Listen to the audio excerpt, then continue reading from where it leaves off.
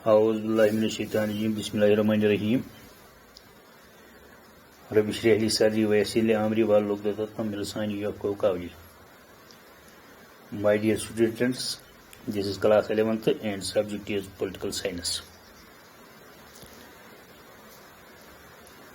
Our topic is what are the reasons for requiring special majority of amending the constitution, and many amendments to the Constitution of India have been made due to different interpretations upheld by the judiciary and the parliament, and explain it with the examples. This is our topic, this is our question. This question is from chapter number 10th. इसके 5 marks है. The name of this chapter is Constitutions as a Living Document. Since our Constitution is called bag of borrowing because the Indian Constitution has drawn extensively from the majority Constitution of the world.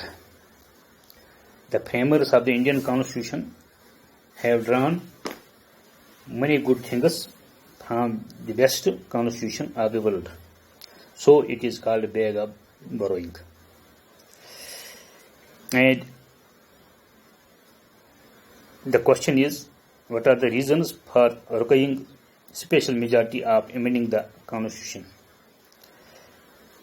Due to the following reasons. Some reasons are: special majority is required for amending the Constitution of India. That is, first is special majority is needed so that the Constitution does not become a plaything in the hands of the political parties. This is one reason. And the second reason is that special majority is needed so that no political party can change it easily. Our constitution is sometimes rigid and sometimes flexible. Flexible means very easy. Rigid means when there is no change in the constitution. So, our constitution is called rigid as well as flexible. Special majority is needed so that the political party cannot get it changed easily because it is rigid constitution. And number third is special majority is needed so that the majority party cannot use the constitution for furthering its own interest. And number fourth is, as India is a federation, so it needs a rigid constitution. Hence, special majority is required to amend the constitution. This was the reasons. And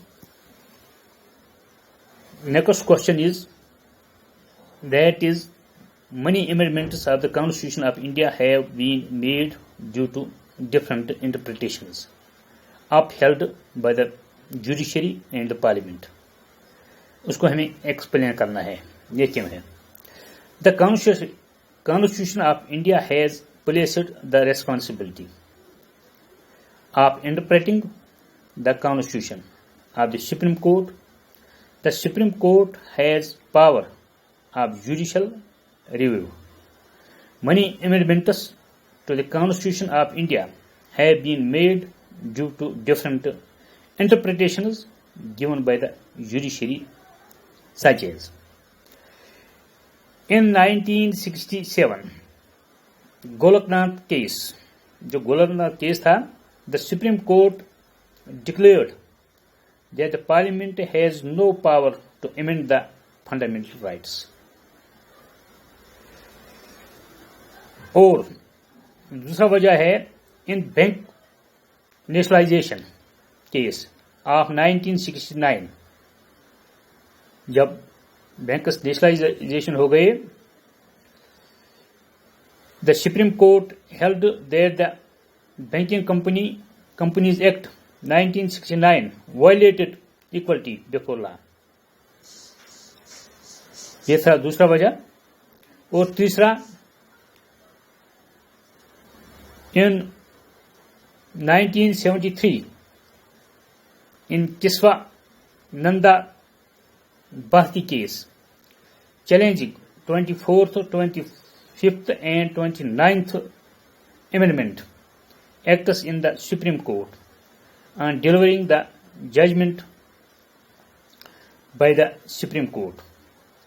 It reversed its earlier ruling of Golaknath case of 1969. चौथा है, in many decisions the Supreme Court held that reservation in jobs and educational institutions cannot exceed 50% of the total seats. पांचवा वजह यह है, on 9 May 1980 the Supreme Court in Minerva Mills case struck down sections 55 and 42th Amendment Act of 1976 which gave unlimited power to Parliament. ये थे